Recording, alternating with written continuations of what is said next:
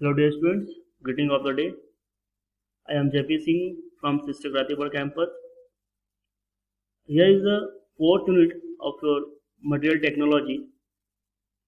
In this unit, we are going to cover different testing procedure or different testing methods used in testing your engineering materials. ठीक है, तो सबसे पहली बात ये कि हमें टेस्टिंग की जरूरत क्यों पड़ी. ठीक है, देखिए एज अ मैकेनिकल इंजीनियर आपका काम क्या है. ठीक है, to design a product and then to manufacture and then sell that product in the market for usage. ठीक है, अब हमने क्या किया, किसी पार्ट को या कंपोनेंट को डिजाइन किया, उसको मैन्युफैक्चर किया और उसको जब हमने मार्केट में बेचा और वहां जाकर क्या हुआ, वो फेल हो जाए या टूट जाए या वो अपने उस काम को ना कर सके जिस काम के लिए हमने क्या किया, उसको डिजाइन किया था या उसको मैन्युफैक्चर किया, तो ये क्या कहलाएगा, हमारा फेलियर कहलाएगा, हमारा प्रोडक्ट का फेलियर कहलाएगा. तो उस फेलियर से बचने के लिए हम क्या करते हैं, मटेरियल की टेस्टिंग करते हैं. ठीक है, अब मटेरियल की टेस्टिंग करते कहाँ से हैं, क्यों करते हैं, क्योंकि हमने जिस कंपोनेंट को डिजाइन किया है, ठीक है, या जो प्रोडक्ट हमने बनाया है, उस प्रोडक्ट के ऊपर कौन कौन से लोड आ रहे हैं, ठीक है, कितने प्रकार के फोर्सेस लग रहे हैं, ठीक है, उस फोर्स से उसके अंदर कौन कितने स्ट्रेसेस, किस क्वांटिटी की या जो वैल्यू है स्ट्रेस की वो कितनी है. ठीक है, तो हम क्या करते हैं, वो सारी चीजें हम क्या करते हैं, पहले डिजाइन में कैलकुलेट कर लेते हैं. ठीक है, अब उस डिजाइन के अकॉर्डिंग हम क्या करते हैं, मटेरियल का सिलेक्शन करते हैं. अब मटेरियल सिलेक्शन कैसे करेंगे, ऐसा तो है नहीं कि हम डायरेक्ट क्या किया हमने कि हमको एक साफ्ट बनाना है और हमने क्या किया, कास्ट आयरन उठा लिया और हमने उसको साफ्ट बना लिया. नहीं, हमारे पास नंबर ऑफ मटेरियल्स हैं. ठीक है, नंबर ऑफ मटेरियल्स हैं. जैसे हमारी हम स्टील की बात करें तो स्टील में आपको नंबर ऑफ स्टील्स है, एलॉय स्टील मतलब डिफरेंट टाइप्स ऑफ स्टील्स हैं. ठीक है, अब उसमें से कौन सा स्टील लेना है ये कैसे पता चलेगा, क्योंकि हर एक स्टील की अपनी अपनी मैकेनिकल प्रॉपर्टीज. तो हम क्या करते हैं, हर एक मटेरियल को एक टेस्ट करके उसका चार्ट बनाता है कि हाँ इस मटेरियल की स्ट्रेंथ इतनी है, इस मटेरियल की डक्टिलिटी इतनी है, इस मटेरियल की हार्डनेस इतनी है. ठीक है, तो उस प्रॉपर्टी के अकॉर्डिंग हम क्या करते हैं, अपने डिजाइन प्रोडक्ट के हिसाब से जो उसकी रिक्वायरमेंट है हम क्या करते हैं, मटेरियल को चूज करते हैं. ठीक है, तो ये मटेरियल का सिलेक्शन के लिए हमें क्या करना पड़ता है, मटेरियल की टेस्टिंग करनी. एक तो ये हो गया मटेरियल की टेस्टिंग. दूसरी बात कि जब हमने प्रोडक्ट हमने बना लिया है, ठीक है, अब बनाने के बाद क्या वो एक्चुअल में जो हमने थ्योरेटिकली जो डिजाइन किया था, क्या वो प्रैक्टिकली फिजिबल है उस चीज को कि नहीं. तो हमने क्या किया, प्रोडक्ट बनाने के बाद भी हम उसकी फिर से टेस्टिंग करते हैं. ठीक है, कि कहीं उसके अंदर कोई डिफेक्ट तो नहीं है, कहीं ऐसा तो नहीं कि उस लोड से पहले ही टूट जा रहा है. ठीक है, तो इन सारी चीजों को रोकने के लिए, मीन्स हमारी डिजाइन है वो फेल ना हो, हमारी जो प्रोडक्ट को हमने डिजाइन किया जिस फंक्शन के लिए, वो फंक्शन इंटरप्ट ना हो, वो फंक्शन फेल ना हो, उस इन सारी चीजों को अवॉइड करने के लिए हम क्या करते हैं, मटेरियल की टेस्टिंग करते हैं. ठीक है, तो ये तो हो गया बेसिक चीज जो कि हम टेस्टिंग क्यों करते हैं. ठीक है, अब कौन कौन से टेस्ट होते हैं, टाइप ऑफ टेस्टिंग है, ये हम आगे यूनिट में कवर करेंगे.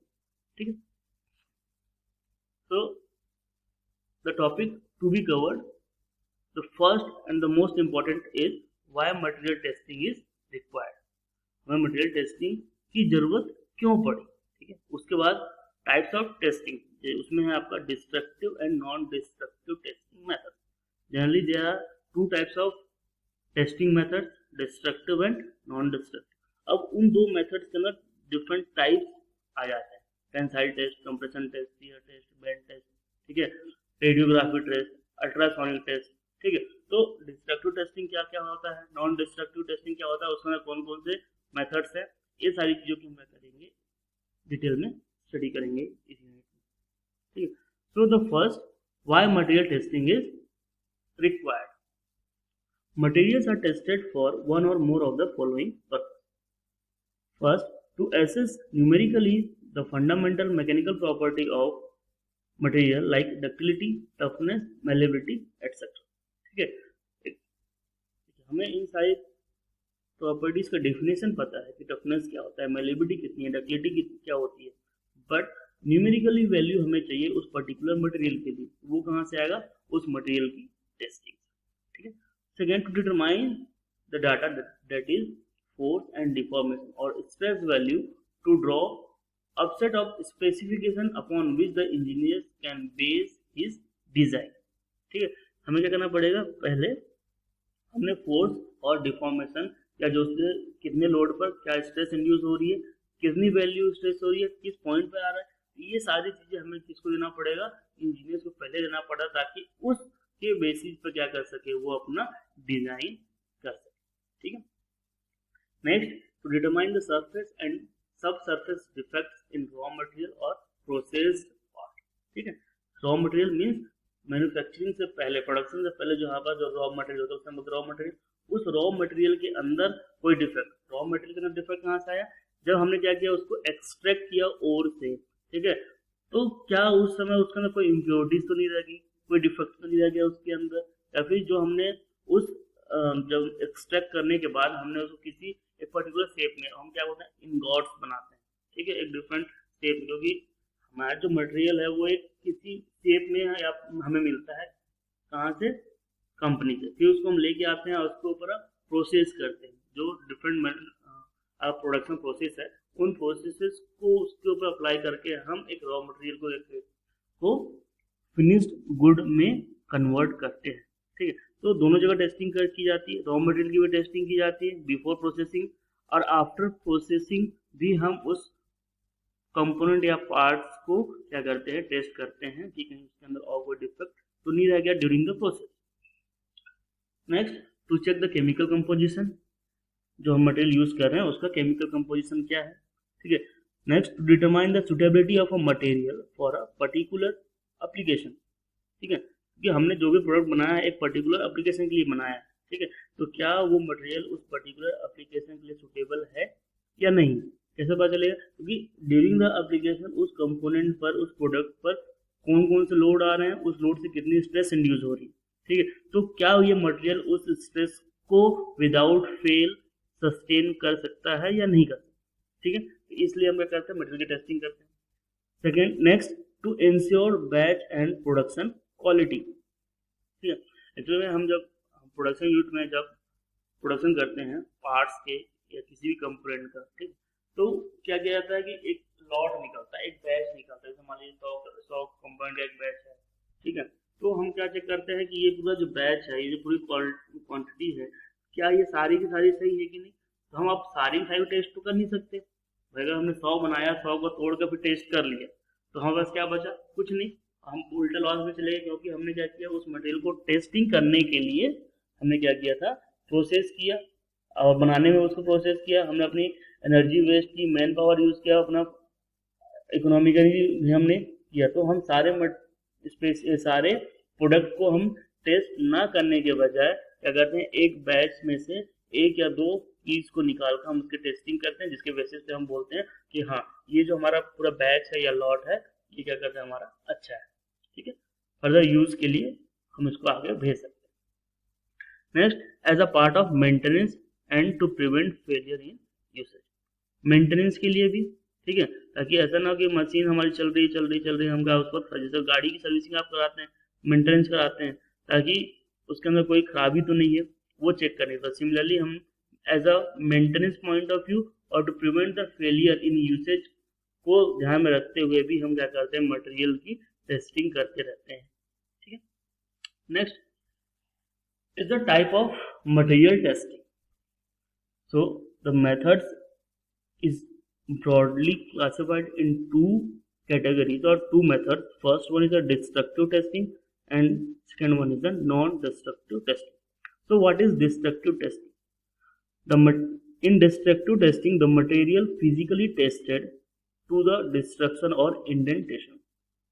After being destructively tested, the component or specimen either breaks or remain no longer useful for future. ठीक है, मतलब डिस्ट्रक्टिव टेस्टिंग में हम फिजिकली टेस्ट करते हैं, फिजिकली उस कंपोनेंट के ऊपर फोर्स लगाते हैं।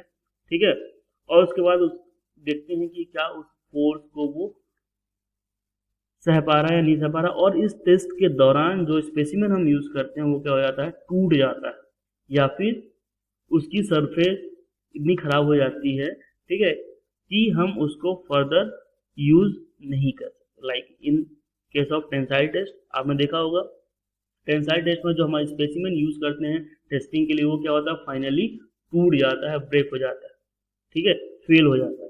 कंप्रेशन टेस्ट में भी आपने देखा होगा हमारा जो स्पेसिमेन होता है क्या होता है, पूरी तरह से टूट जाता है, हम उसको दोबारा यूज नहीं कर सकते। इम्पैक्ट टेस्ट में भी देखा होगा आपने, 4P टेस्ट और आपने किया था, उस टेस्ट में भी क्या होता है, आपका स्पेसिमेन टूट जाता है, ठीक है। तो डिस्ट्रक्टिव टेस्टिंग में जो हमारा स्पेसिमेन होता है वो क्या होता है, आपका टूट जाता है और फर्दर यूज के लिए नहीं रहता यूजफुल, ठीक है। Next one is the non destructive testing. A component does not break in non-destructive testing and even after being tested so it can be used for the purpose for which it was made, ठीक है। जो भी हमारा component है अगर उसको non destructive testing करते हैं तो एक्चुअली उसका फिजिकली कोई फोर्स हम नहीं लगा, हम क्या करते हैं या तो उसके ऊपर radiography means different radio waves, ठीक है, की हेल्प से या अल्ट्रासोनिक साउंड की मदद से डाई पेनिट्रेशन करके उसकी हम क्या करते हैं, टेस्टिंग करते हैं, जिसकी वजह से उस मटेरियल के ऊपर डायरेक्ट कोई लोड नहीं लगता, ठीक है, और उस कंपोनेंट के फिजिकली उसमें कोई चेंजेस नहीं आता, ठीक है। तो टेस्टिंग करने के बाद अगर हमारा टेस्ट किया हमने और हमारा रिजल्ट सही रहा, ठीक है, जो हमको रिजल्ट चाहिए, तो हम उस कंपोनेंट को हम जिस चीज़ के लिए उसको डिज़ाइन किया था उसमें हम उसको यूज़ कर सकते हैं, ठीक है। हमारा जो स्पेसिमेन या हमारा जो कंपोनेंट है, ठीक है, स्पेसिमेन का मतलब ये है कि जिसको हम टेस्ट कर रहे हैं, ठीक है। इस केस में क्या होता है, जैसे मान लीजिए नॉन डिस्ट्रक्टिव टेस्टिंग जनरली, जैसे मान लीजिए हमने कोई प्रोडक्ट मैन्युफैक्चर कर लिया, ठीक है, लॉट जैसे मैंने बोला ना बैच क्वालिटी पता करने के लिए, तो हम क्या करते हैं, हमने पूरे बैच में से एक निकाला प्रोडक्ट, उसकी टेस्टिंग कर ली कि हाँ जो उसकी प्रॉपर्टीज होनी चाहिए वो प्रॉपर्टी सेटिस्फाई है, तो हमने 100 का बैच निकाला था, तो वो जो स्पेसिमेन हमने लिया था वो वापस हम 100 के बैच में रख के उसको फर्दर यूज के लिए आगे भेज सकते, ठीक है। ऐसा नहीं कि 100 में से एक निकाल के तोड़ दिया तो वापस 99 बचे, नहीं, वो हमारा जो स्पेसिमेन है, ठीक है, उसको हम फर्दर यूज में ला सकते हैं, उसमें हमारा उस कंपोनेंट के में फिजिकली कोई चेंजेस नहीं आता, फिजिकली केमिकली मतलब किसी प्रकार से उसकी जो प्रॉपर्टी उसमें चेंजेस नहीं आते, ठीक है। सो in destructive testing we have to cover tensile test, compression test, shear test, bend test, different type of hardness test, impact test and fatigue test, and the last one is the fracture analysis. So first start with the tensile test. आप सभी ने basic mechanical engineering में tensile test के बारे में पढ़ा हुआ है, ठीक है, ठीक है। तो टेंसाइल टेस्ट करते क्यों हैं, कहाँ करते हैं, ये सारी चीजें यहाँ लिखी हुई है, एक बार देख लेते हैं फिर भी। Tensile test is widely perform test to determine the several mechanical properties if material that are important in design, ठीक है। अगर किसी मटेरियल को हम यूज कर रहे हैं डिजाइन के लिए तो एक सिर्फ टेंसाइल टेस्टिंग से ही हम नंबर ऑफ मैकेनिकल प्रॉपर्टीज पता करते हैं, जैसे उसकी strength, elasticity, plasticity, hardness, ductility, ठीक है, ये सारी प्रॉपर्टीज हम क्या कर सकते हैं, पता कर सकते हैं टेंसाइल टेस्ट की मदद से। अब टेंसाइल टेस्ट करने के लिए हम जिस मशीन का यूज करते हैं that machine is known as universal testing machine. ये मशीन आपने देखा होगा गांधीनगर में भी और आपके रातीगढ़ में भी, ये आपके दोनों जगह ये मशीन है, universal testing machine, UTM. UTM क्यों यूनिवर्सल टेस्टिंग मशीन क्यों बोलते हैं, क्योंकि इस मशीन के ऊपर से टेंसाइल टेस्ट के अलावा भी हम कंप्रेशन टेस्ट हो, शियर टेस्ट हो, ये सारी टेस्ट भी हम परफॉर्म कर सकते हैं टेंसाइल टेस्ट के अलावा भी, इसलिए हम इसको बोलते हैं क्या, universal testing machine. Number of test हम परफॉर्म कर सकते हैं, ये हाइड्रोलिकली कंट्रोल्ड मशीन है, ठीक है। In this test a standard specimen is subjected to a gradually increasing uniaxial tensile load until it fracture, ठीक है। हम क्या करते हैं, इस टेस्ट के लिए एक प्री डिसाइडेड डायमेंशन के ऊपर हम क्या करते हैं, स्पेसिमेन डिजाइन करते हैं और उस स्पेसिमेन के ऊपर हम क्या करते हैं, टेंसाइल टेस्टिंग करते हैं with the help of universal testing machine, okay. Next, this machine uses a load cell and an extensometer to measure apply force to a test specimen and the percentage elongation respective. ठीक है, load cell होता है उसमें, और एक एक्सटेंसोमीटर जो कि ये करता है कि उस स्पेसिमेन पर हमने कितना लोड लगाया और उस लोड के रिस्पेक्ट में कितना इलोंगेशन हुआ। ठीक है, ठीक है, पहली बात हमने क्या किया, हमने उस स्पेसिमेन को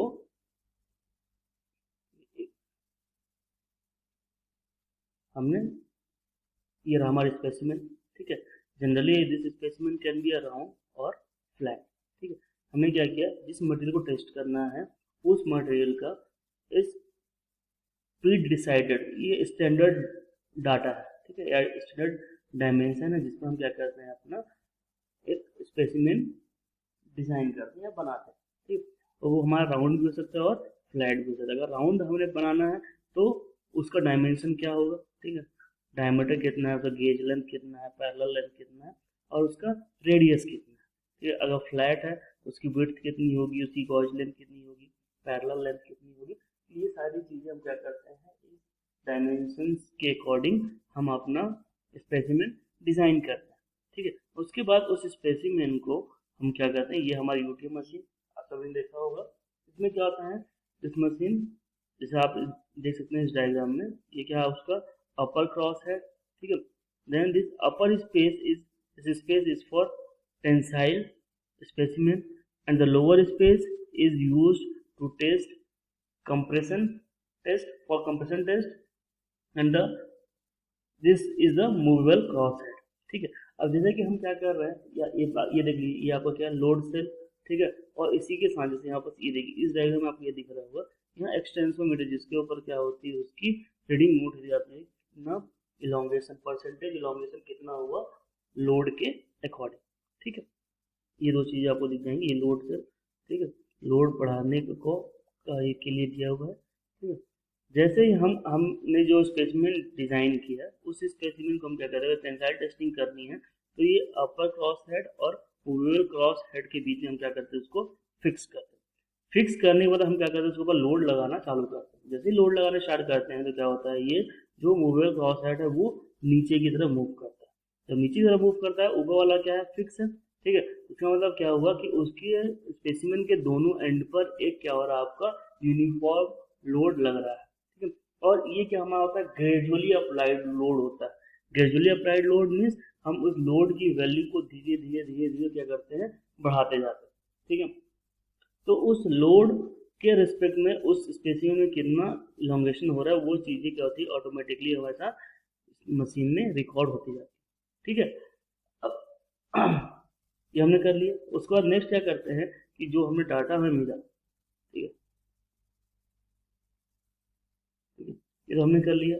उसके बाद the load versus elongation is then plotted and study. ठीक है, जो हमारे पास डाटा मिलता है कि किस लोड पर कितना इलोंगेशन हुआ था, उस डाटा को हम क्या करते हैं, प्लॉट करते हैं, लोड वर्सेस इलोंगेशन, और आप सभी को पता होगा स्ट्रेस वर्सेस स्ट्रेन डायग्राम। ठीक है, स्ट्रेस वर्सेस स्ट्रेन डायग्राम पता ड्रॉ करते हैं, और उससे हमें पता जाता है कि किस लोड की वैल्यू तक मटेरियल का क्या बिहेवियर रहा है, या मटेरियल कैसा बिहेव कर रहा था। ठीक है, उसी प्लॉट से हमें क्या मिल जाता है कि different variables such as stress, ठीक है, कितना स्ट्रेस इंड्यूस हो रहा है, strain, elasticity, tensile stress etcetera are measured and computed. The test specimen can be round or flat, जैसे मैंने अभी बताया आपको।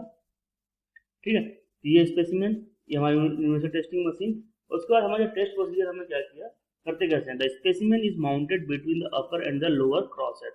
ठीक है, the lower cross head is movable and is designed to elongate the specimen at a constant rate. ठीक है, मैंने क्या बताया कि ग्रेजुअली लोड अप्लाई करते हैं। ठीक है, ग्रेजुअल अप्लाइड लोड करने से क्या होता है कि जो स्पेसिमेन का इलोंगेशन होता है वो क्या होता है, कांस्टेंट रेट पर इलोंगेशन होता है। ठीक है, the applied load and resulting elongation are measured simultaneously and continuously। वो चीजें क्या होती है, मेजर होती जाती है। from the load and elongation measurement, engineering stress and strain calculated which are defined by the following equation। ठीक है, तो आपको पता होगा, आपने सोम में ही पढ़ा होगा, मेरे ख्याल से सोम में आपने stress strain diagram, different type of stresses, ये सारी चीजें आपने वहां पर पढ़ ली होगी। ठीक है, तो वो सारी वैल्यूज आती कहाँ से, वो चीज हमें बस यहाँ पढ़ना है कि कौन से मशीन को यूज करते हैं और कैसे कैलकुलेट करते हैं। तो engineering stress is equal to force upon original area, ठीक है, AO is the original cross sectional area, strength change in length upon original length और delta L by L, change in length, ठीक है, और L is the original length. तो इस basis से क्या निकालते हैं, उसकी स्ट्रेस की वैल्यू निकालते हैं और स्ट्रेन। अब उस स्ट्रेस और स्ट्रेन को हम क्या करते हैं, इस ग्राफ पर प्लॉट करते हैं, और फाइनली जो ग्राफ प्लॉट करने के बाद हमें ये जो ग्राफ मिल रहा है, this graph is for ductile material, ठीक है, ये किसके लिए, आपका डक्टाइल मटेरियल के लिए है, जो कि डिफरेंट प्रॉपर्टीज हमें क्या करता है, शो करता है, ठीक है। जैसे कि इस प्रॉपर्टी आपको मिल जाएगा आपको प्रोपोर्शनैलिटी लिमिट, ठीक है, कि किस वैल्यू तक स्ट्रेस और स्ट्रेन एक दूसरे के क्या है, प्रोपोर्शनल है as per the Hooke's law. उसके बाद आपको इलास्टिक लिमिट मिल जाएगी, ठीक है, जब इलास्टिक लिमिट मिल जाएगी तो आपको क्या मिल जाएगी, इसकी एनर्जी, कितनी एनर्जी उसने स्टोर किया है, ठीक है। उसके बाद उसकी अपर यील्ड पॉइंट मिल जाएगा आपको, लोअर यील्ड पॉइंट मिल जाएगा, फाइनली इसका क्या मिल जाएगा आपको, tensile strength, the maximum value of stress that a material can sustain, ठीक है। जब हम लोड लगाते हैं तो फाइनली कुछ देर तक क्या होता है, वो stress is directly proportional to strength, ठीक है। उसके बाद इलास्टिक लिमिट मींस अगर उस लोड के वैल्यू तक लगाने के बाद हम उस लोड को हटाते हैं, मटेरियल क्या करेगा, अपने ओरिजिनल शेप एंड साइज को रिगेन कर लेगा। फाइनली अपर यील्ड पॉइंट, जहाँ से इलोंगेशन हमको दिखना चालू हो जाएगा। इलोंगेशन दिखता कहाँ से, एक्चुअली हम लोग गेज लेंथ लेते हैं, ठीक है, इस गेज लेंथ को हम मार्क करते हैं और उसकी वैल्यू क्या होने लगती है, शिफ्ट होने लगती है, जिससे आप पता जाता कि हाँ, या फिर इसकी जो डायमेंशन है, इसका जो शेप है, उसमें हमको चेंजेस दिख लगेगा, ये जो क्रॉस सेक्शन एरिया है उसमें चेंजेस दिखने लगेगा इस टाइप से।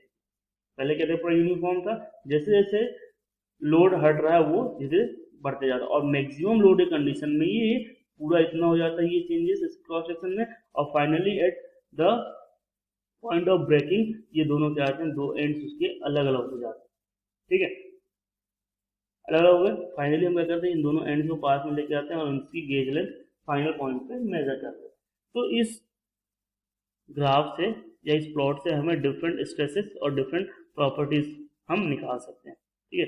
कौन कौन सी प्रॉपर्टी मिल जाएगी, the following material properties can be determined by tensile testing, strength, ductility, elasticity, stiffness, malleability, modulus of toughness and modulus of resilience, ठीक है। So next test is the compression test. See, compression test is similar to as the tensile test. The difference is in tensile testing we applied a tensile force, and in compression test we applied a compressive force, uniaxial compressive force. ठीक है, देखते हैं। In general, brittle materials are good in compression than in tension. Brittle material जैसे कि आपका क्या है, cast iron, ठीक है। So they are used for component subjected to compressive load, like जहाँ पर हमें क्या बनाना था, उसके फाउंडेशन बनाने हैं, ठीक है, पिलर्स बनाने हैं, जो हम तो हर वो जगह जहाँ पर क्या आ रहा है, कंप्रेसिव लोड लगता है, उस जगह हम क्या यूज करते हैं, ब्रिटल मटेरियल यूज करते हैं। अब उस ब्रिटल मटेरियल की कंप्रेशन स्ट्रेंथ कितनी है, वो कितना कंप्रेसिव लोड को बियर कर सकता है विदाउट फेलियर, ये कैसा पता चलेगा, तो हम उस मटेरियल का स्पेसिमेन डिजाइन करते हैं और फिर लेके कहाँ जाते हैं, उसको यूनिवर्सल टेस्टिंग मशीन के लोअर स्पेस पे, ठीक है। क्योंकि अभी मैंने आपको दिखाया था, यहाँ पर हम क्या करते हैं, उस स्पेसिमेन को रखते हैं और फाइनली हम लोड अप्लाई करते हैं। अब यहाँ पर जो लोड अप्लाई करेंगे कैसे करेंगे, कंप्रेसिव, कैसे, इस जो मूवेबल क्रॉस हेड है वो क्या करेगा, उसके ऊपर उसको दबाना स्टार्ट करेगा, ठीक है, दबाते जाएगा, नीचे मूव करते जाएगा वो, और ये क्या फिक्स है आपका टेबल, ठीक है। तो जैसे जैसे ये नीचे की तरफ आएगा वो क्या करेगा, उसके ऊपर कंप्रेसिव लोड लगाता जाएगा और फाइनली द मैक्सिमम पॉइंट पर जो जो मैक्सिमम स्ट्रेंथ है उस पॉइंट पर जाकर क्या करेगा, उसके बाद वो फ्रैक्चर हो जाएगा, ठीक है। तो वो सारी वैल्यू जैसे हमने टेंसाइल टेस्टिंग के लिए किया, जैसे वैल्यूज हमने वहाँ पर निकाली, जैसे कैलकुलेशन या लोड कैलकुलेट किया, लोड मेजर किया, वो सारी चीजें यहाँ पर कंप्रेशन टेस्ट के लिए भी होती है। द डिफरेंस है, जो हम स्पेसिमेन को इस लोअर स्पेस में रखते हैं, ठीक है। तो due to this reason compression test is commonly used to test brittle material such as cast iron and ceramic. In many bulk metal forming operation such as forging, rolling, extrusion, the work piece is subjected to the compressive force.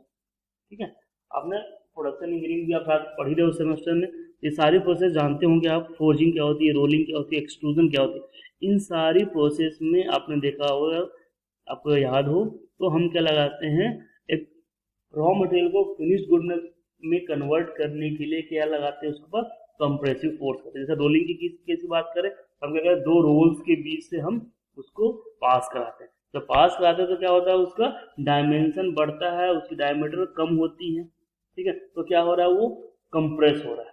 ठीक है, similarly extrusion में भी हम क्या करते हैं, उसको cross section area उसका कम करते जाते हैं और फाइनली उसका क्या हम डायमेंशन हम चेंज करते हैं, डिक्रीज करते हैं। ठीक है, फोर्जिंग में भी हम क्या करते हैं, with the help of hammer हम क्या करते हैं, उसके ऊपर कंप्रेसिव लोड लगाते हैं। तो ये सारी चीजें, इन ऑपरेशन से पहले हम उस मटेरियल टेस्टिंग करते हैं कि क्या रोलिंग करके, एक्सट्रूजन करके हम इतना लोड लगाएंगे तो वो हमारा मटेरियल फिनिश्ड गुड में कन्वर्ट होगा या नहीं। ठीक है, Similarly, the compressive test is used to study the behavior of material under the compressive load, and the information obtained is useful for these processes.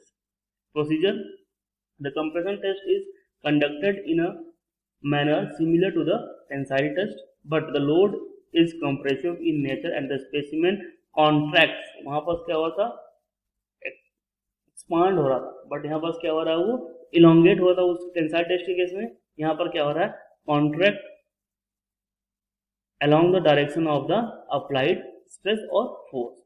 The compression test can be done on universal testing machine and usually carried out by compressing a solid cylindrical specimen between two flat dies. The test piece is placed in compression space of the universal testing machine, and then the specimen का जो हमारा shape, जो dimension होता है उसका होता है the length to diameter. The length to diameter ratio of specimen is between 1.5 to 10. Length to diameter means जो लेंथ है उसका डायमीटर से क्या होना चाहिए, 1.5 और टू 10 टाइम्स मोर। ठीक है, जैसे मान लीजिए हमने लेंथ लिया कितना, डायमीटर लिया हमने 1 सेंटीमीटर। ठीक है, तो हमारा लेंथ कितना हो जाएगा, 1.5 या फिर 1.6, 2.5 अप टू 10 सेंटीमीटर तक हम ले सकते हैं। बट फॉर डिफरेंट मटेरियल्स ये होता है, but the ratio is commonly used is 2। Means जो भी हम डायमीटर लेते हैं, जैसे मान लीजिए 2 सेंटीमीटर डायमीटर है हमारा सिलेंड्रिकल ऑब्जेक्ट का, ठीक है, तो हमारा लेंथ कितना हो जाएगा, 4 सेंटीमीटर। मीन्स 4/2 का रेशियो होना चाहिए, 4/2 length to diameter ratio should be 2। और जो स्पेसिमेन हमारा क्या है, जनरली सॉलिड सिलेंडर हम यूज करते हैं। हालांकि कुछ टेस्ट में, जैसे आपने सिविल पढ़ा, सिविल इंजीनियरिंग में आपने टेस्टिंग किया होगा ब्लॉक्स की, आरसीसी टेस्टिंग वगैरह की होगी, तो वहां पर आपने क्यूबिकल स्पेसिमेन भी बनाया होगा। ठीक है, बट वो सिविल इंजीनियरिंग है। बट मैकेनिकल इंजीनियरिंग में जनरली आप कहीं भी बहुत ही कम ऐसे आप पाएंगे जहां पर क्यूबिकल ऑब्जेक्ट कुछ होगा। आपको क्या मिलेगा, जनरली वो सिलेंड्रिकल ऑब्जेक्ट या कंपोनेंट मिलते हैं। ठीक है, इसलिए हम क्या करते हैं, सॉलिड सिलेंड्रिकल स्पेसिमेन यूज करते हैं for compression test. Okay, thank you.